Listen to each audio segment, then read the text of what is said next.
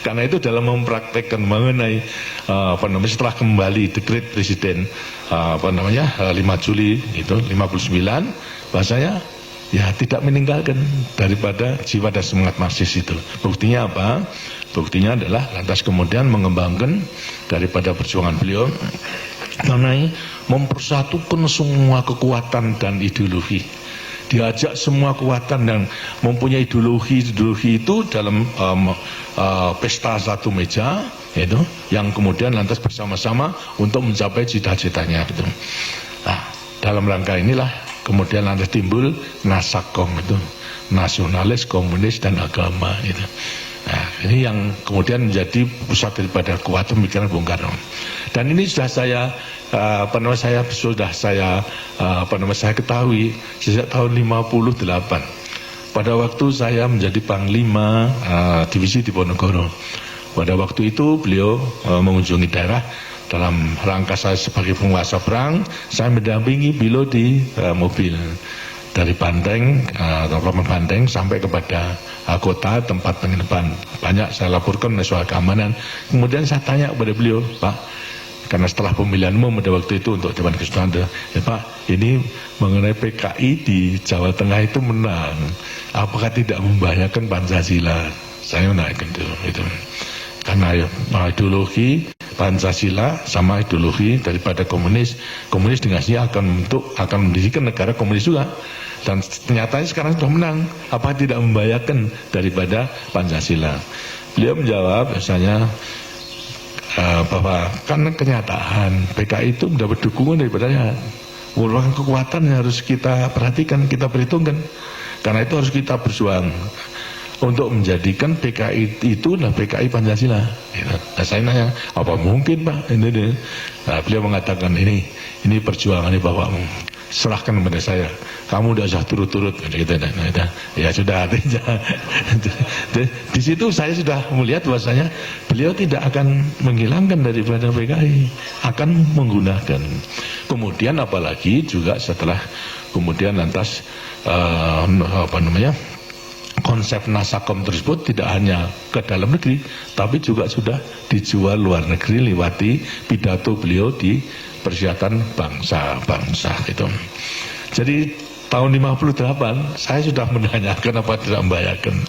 Nah, kemudian terjadi mengenai soal KUB G30 SPKI, dan secara kebetulan saya mempunyai kepercayaan untuk mendampingi mengatasi daripada keseluruhannya, sehingga saya tinggal saja. Lah Pak, saya dulu kan sudah tanya bahasanya PKI Pak tidak membahayakan Pancasila, yang kemudian lantas ternyata sekarang demikian.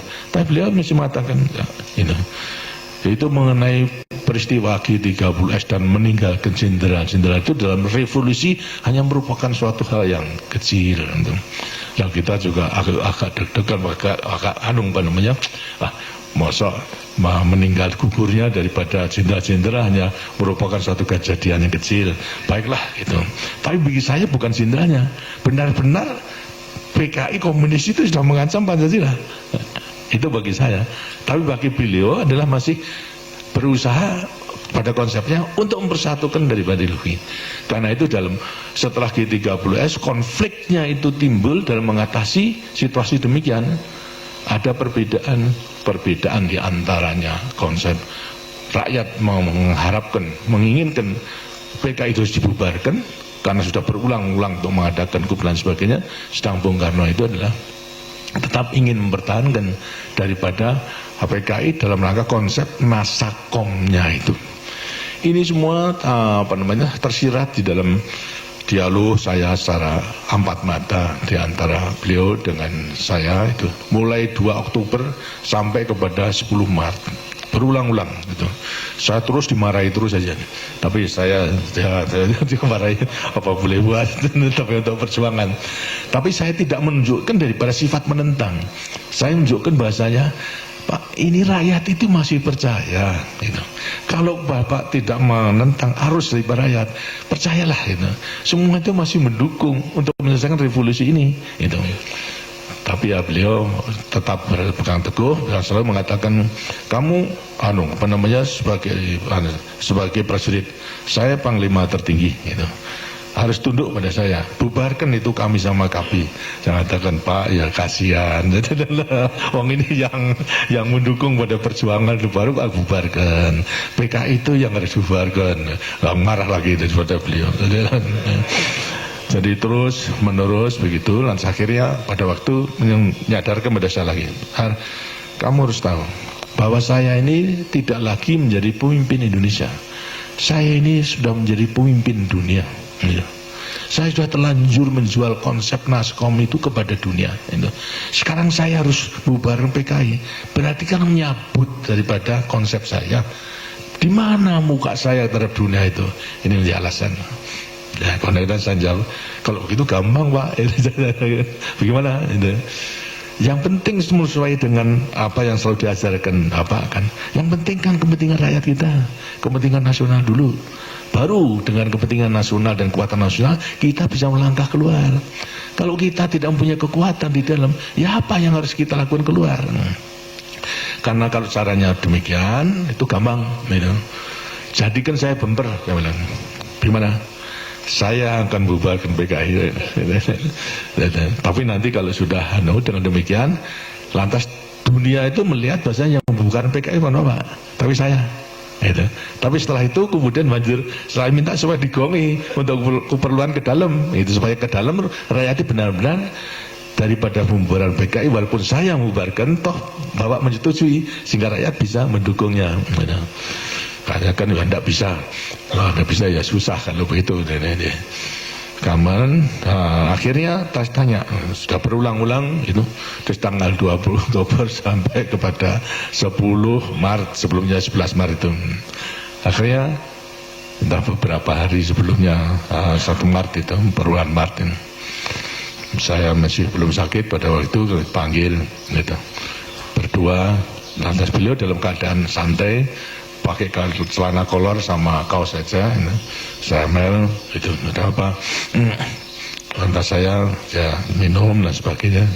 Akhirnya menanyakan saya sambil jawab, jane aku iki arep kok kapake. Jadi saya juga madeg pada waktu itu Pak. Itu sangat longso gitu melihat itu. Lantas saya mengatakan pada beliau, Pak, jadi Bapak belum ngerti. Begini, kan Bapak sudah tahu kalau saya itu anaknya petani, anaknya orang kecil gitu.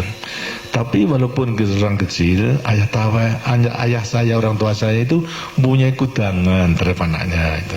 Oh boy, begini pesan kepada saya, kalau kau kelak menjadi orang bisa mikul dur mendem jeruk pada orang tua, itu kudangan daripada ayah saya. Ya saya taati.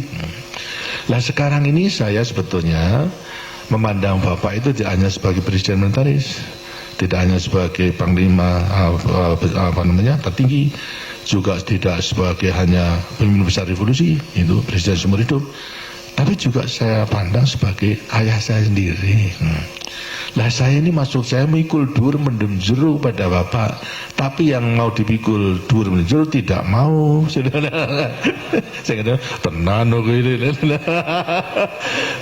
Lah kalau tidak tenan saya dimarahi, sudah tidak mau datang kemari ya. Bolak-balik dimarahi saja. Jadi dengan mulian, di sini ada perbedaan antara sarannya mengatasi keadaan. Saya mengatakan menampung arus daripada bubar PKI, beliau masih belum, tapi tidak mungkin daripada beliau untuk melaksanakan karena perhitungan ke dalam dan politik ke luar tadi. Nah saya bisa mengerti, karena itu saya katakan jadikan saya bumper gitu. Itu saya bukan PKI, tapi setelah itu Bapak ngegoki, artinya harus setuju di setelah beberapa berselang. Itu kesimpulannya, dan kemudian masih ragu-ragu nanya. Dan saya memang tidak punya maksud untuk menumbangkan Bung Karno, walaupun teman-teman saya, kolega saya telah mengajak kekuasaan di tangan kita. Kenapa harus kita tunggu-tunggu? Gitu. Buat sekarang sudah kita gulingkan saja. Saya mengatakan, maafkan, saya tidak mempunyai pikiran ke situ, karena saya tidak mau meninggalkan sejarah titik hitam dalam kertas putih kepada kehidupan angkatan perang kita. Saya tidak mau untuk mengajak kepada anak buah untuk merebut kekuasaan, saya tidak mau. Tapi kalau saudara-saudara mau, silakan. Saya tidak turut. Akhirnya tidak ada yang mau. Jadi tidak mau. Sekarang kita harus menyelesaikan semua itu secara konstitusional. Yang memang lama, tapi inilah jalan yang harus kita tempuh. Akhirnya semua setuju, hanya yang mengatakan yang kritik pada saya terlalu falsafah Jogja, itu seperti andong, alan-alan asal pelakon gitu loh. Ya apa boleh buat aja. Tapi yang mereka tidak mengerti, yang penting itu kan kelakonnya itu. Jadi kelakonnya dengan berhasil, bukan alon-alon ya kelakonnya itu dan berhasil. Ya karena mereka salah menafsirkan, sehingga kemudian terjadi pada 11 Maret sidang kabinet. Di situ ada pemberitaan mengenai soal istana sudah dikepung oleh pasukan yang tidak dikenal. 10 Maret, enggak 11.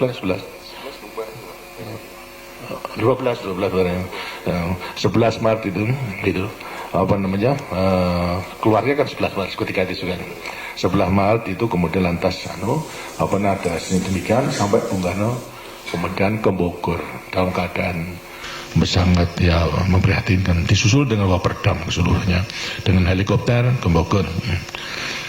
Kemudian di antara 3 perwira, yang 2 menjadi menteri, yang 1 adalah Panglima Kodam, siapa? Pak Basuki Rahmat, kemudian lantas Yusuf sama Amir Muhammad sebagai Panglima Kodam.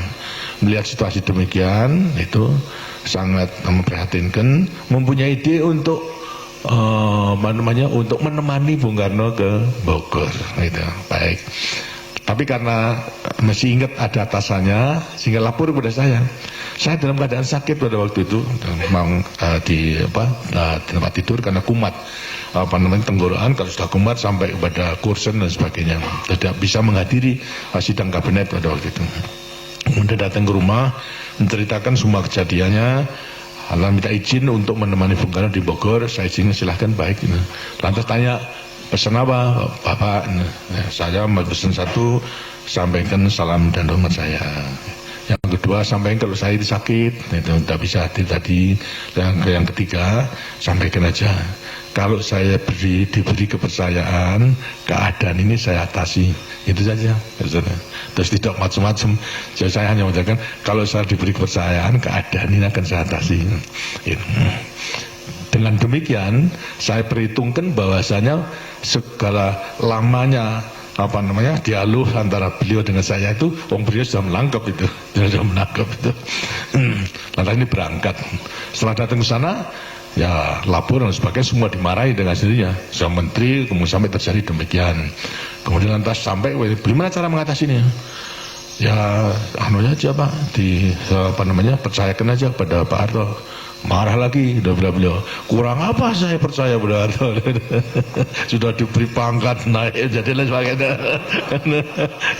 Ya, tapi barangkali perlu tertulis. Baru kemudian biasanya kalau begitu dibuat surat tertulis, dibuat 3 jenderal, ditambah dengan semua Waperdam, Bandrio, kemudian Pak Lemena sama Khairul Saleh, terus sekretaris Sabur itu dibuat. Akhirnya kemudian ditandatangani. Nah itulah perintah 11 Maret lahir, ditandatangani, sudah mendekati sore, dan isinya adalah memberikan wewenang kepada saya di mana perlu untuk mengambil tindakan atas nama beliau, untuk mengamankan daripada perjuangan revolusi dan lain sebagainya. Itu merupakan suatu wewenang yang luar biasa itu. Dan kemudian lantas ini dibawa ke Jakarta. Sudah agak malam pada waktu, kurang lebihnya mendekati Isya itu. Kemudian saya masih di rumah, disampaikan, saya baca, saya putuskan kemudian bubarkan PKI. Bubarkan PKI, kemudian lantas karena persyaratan pada waktu itu harus sebelum mengambil keputusan ada koordinasi dengan menteri-menteri Panglima Angkatan. Saya ada rapat, ada di Kostrad. Lama berbicara dengan semua perwira dan semuanya telah ditinjau. Pokoknya saya menggunakan membubarkan daripada PKI. dan semua dikonsep. Baru setelah jam 1 malam itu saya tanda tangani Jadi dengan demikian lantas berlaku daripada perintah mengenai pembubaran daripada PKI tersebut.